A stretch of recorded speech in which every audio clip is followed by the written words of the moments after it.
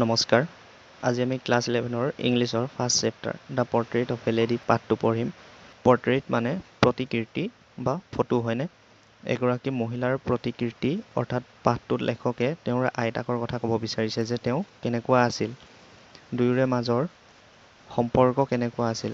পাঠটো চাওঁ আহা, তেতিয়া ভালকৈ বুজি পাবা আইতাকৰ বিষয়ে কবিয়ে আচলতে কি ক'ব বিচাৰিছে। পাঠটোৰ লেখক আছিল Khushwant Singh. The portrait of a lady, my grandmother, like everybody's grandmother, was an old woman.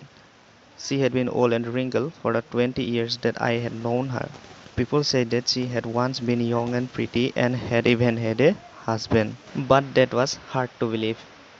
লেখকে কৈছে যে মোৰ যিগৰাকী আইতা আছিল তেওঁ আনৰ আইতাৰ দৰেই আছিল, দেখাত বুঢ়ী আৰু ছালবোৰ সুতুৰা পৰা। বুঢ়া বুঢ়ী মানুহবোৰ দেখিছাই হয়নে? তেনেকুৱা আছিল।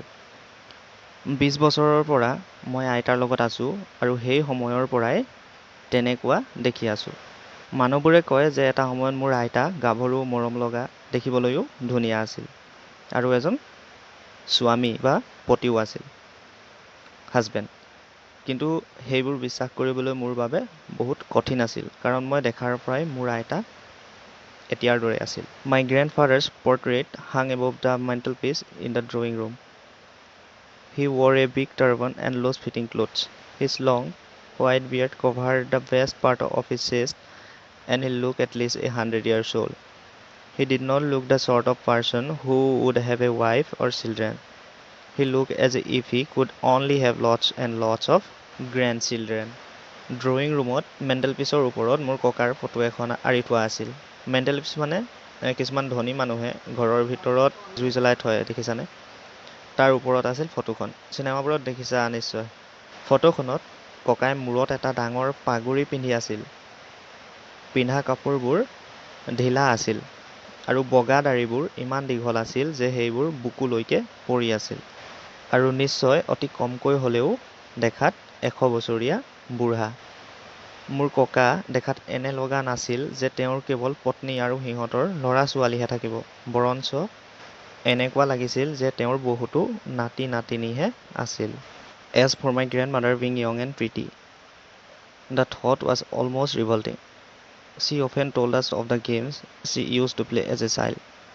That seemed quite absurd and undignified on her part, and we treated it like the fables of the prophets she used to tell us. মোৰ আইতা যে গাভৰু আৰু ধুনীয়া আছিল, মৰম লগা আছিল, সেই কথাটোৱে মোৰ মনৰ মাজত বিৰোধ কৰিছিল। আন নালাগে সৰু হৈ থাকোঁতে আমাৰ দৰে খেলাও কৰিছিল বুলি তেখেতে কয়, কিন্তু সেইবোৰ বিশ্বাস কৰিব নোৱাৰাৰ দৰে আছিল, যেন কিবা কাহিনীহে শুনি আছোঁ। She had always been short and fat and slightly bent. Her face was a criss-cross of wrinkles running from everywhere to everywhere.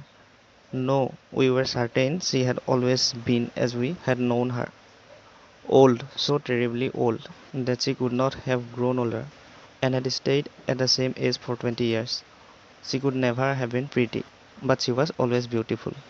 লেখকৰ আইতাকৰ বিষয়ে কৈছে যে তেখেত চাপৰ, শকত আৰু অলপ কোজা আছিল, বয়স হ'লে যিটো হয়। গোটেই মুখখন ইফালৰ পৰা সিফালে আঁচ পৰি গৈছিল, মকৰাৰ জালৰ দৰে, আৰু 20 বছৰৰ পৰা সেইদৰে আছে। ইমান বুঢ়ী আছিল যে ইয়াতকৈ বুঢ়ী আৰু হ'বই নোৱাৰে।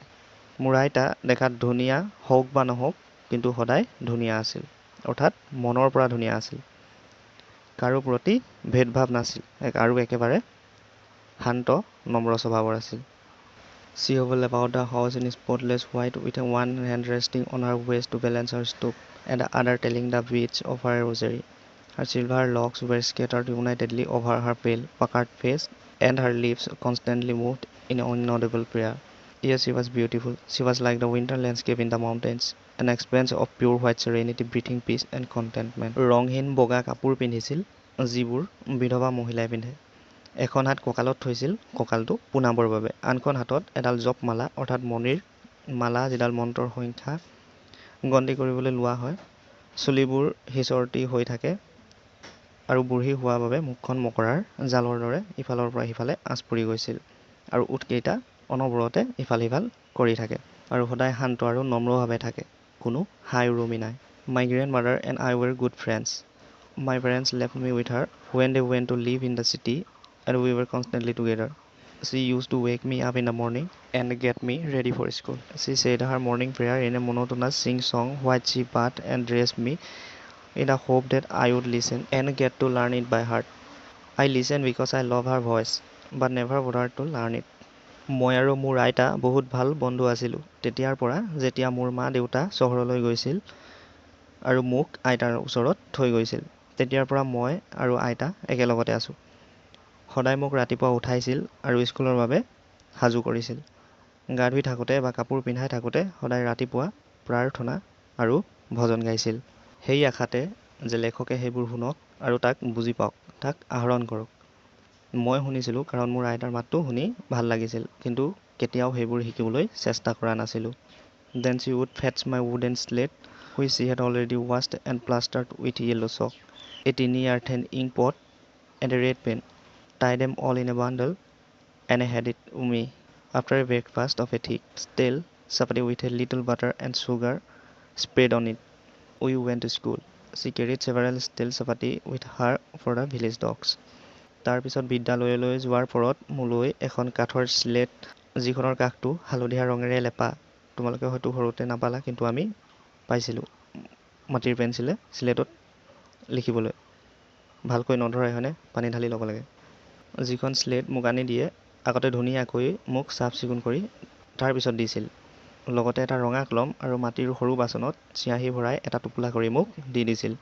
তাৰ পিছত এটা পাতলীয়া ব্ৰেকফাষ্ট কৰিছিলোঁ, য'ত শুকান ৰুটি দিছিল আৰু তাৰ ওপৰত অলপ বাটাৰ বা মাখন আৰু চেনি লগাই দিছিল। আৰু দুটামান আইতাই গাঁৱৰ কুকুৰবোৰক দিবৰ বাবে থৈ দিছিল।